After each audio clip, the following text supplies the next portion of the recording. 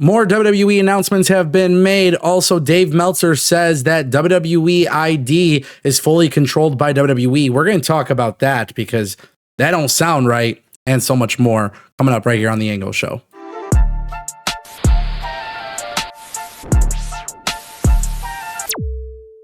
Hopefully you guys are all having a great day. Thank you so much, by the way, for stopping by and joining us on the channel and everything. I want to kick things off with Chad Gable. He's got a new gimmick. Obviously, we saw him with the new luchador mask. Now, WWE has applied for the trademark rights of Grande Americano.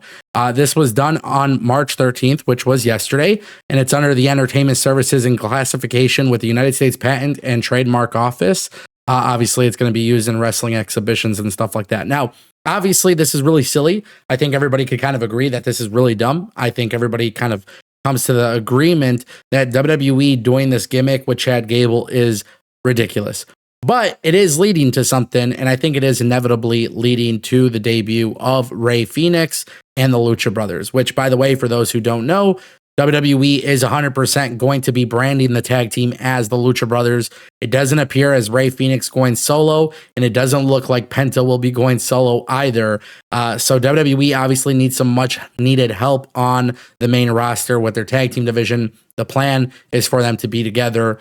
Grande Americano is essentially leading to that, which, for as silly and ridiculous as it is, my 2 cents, I'm okay with it if it's leading to the Lucha Bros, right?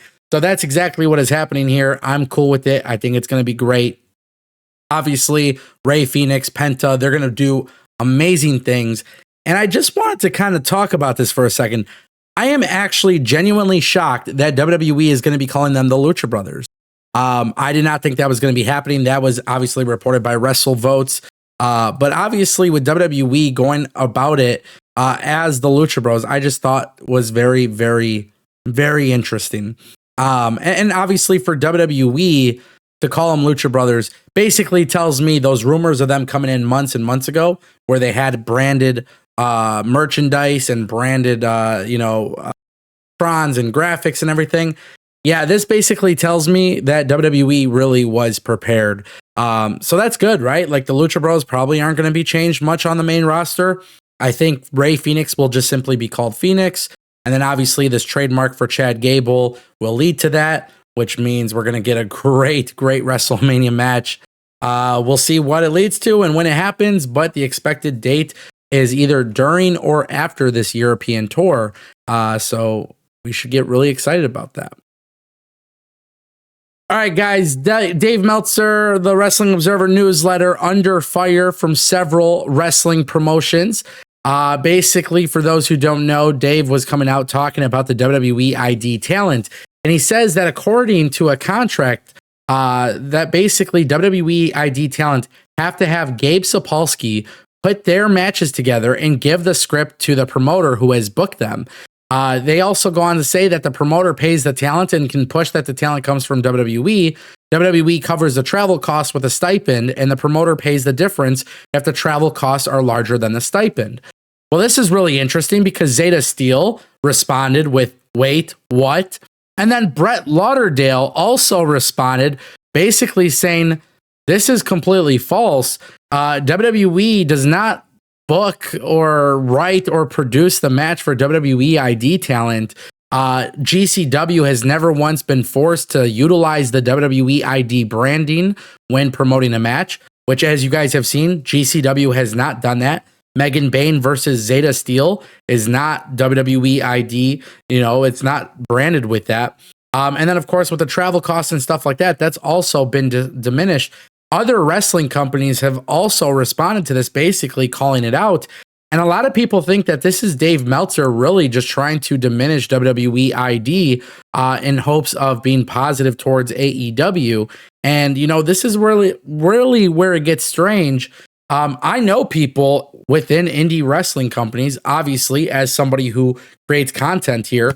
I've talked to indie promoters and they've told me this is 100% false. They said that WWE isn't really that involved in the process of them getting booked. There's no such thing as WWE having creative control or making them win or lose or producing their matches or anything like that.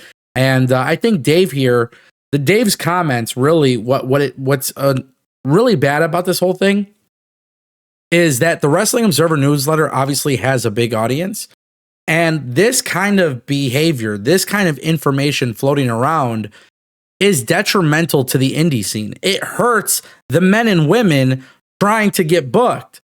And so therefore, it was really important for me to discuss this on the channel today because, quite frankly, that's not right.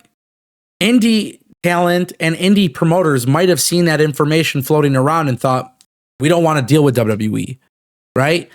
And then obviously that in turn hurts the people that are signed by WWE ID. It's irresponsible. Quite frankly, it is irresponsible. Obviously, everybody's going to have their own mixed opinions on WWE ID, but just blatantly putting out false information like that is problematic. It's not really respected. And I think Dave, shout out to Big Ben Bishop, because I think he put a really good point out. He says that Dave is legit batting .125 with an on-base percentage of .180 recently, and people still believe him. Yeah, that's a problem. And our final topic that we got to talk about, guys, some WWE announcements. Two things that you guys need to know. WWE has announced that Backlash is coming to St. Louis on May 10th. And WWE has also unveiled European football legacy title belts. PSG, Dortmund, Manchester City, Juventus, all these different teams have legacy belts. Obviously, we saw it with NBA and all these other leagues. Really quick, let's talk about the belts, and then we'll talk about Backlash. The belts, great decision. Fanatics, WWE, obviously understanding merchandising, custom championship belts with sports teams logos on it. It makes a lot of sense. I've been saying this for a long time. WWE will continue to do that. They're going to continue to push that. It obviously makes a lot of sense. WWE wants you to think, when you think of a championship belt, you're thinking of a WWE belt, right? That's the philosophy.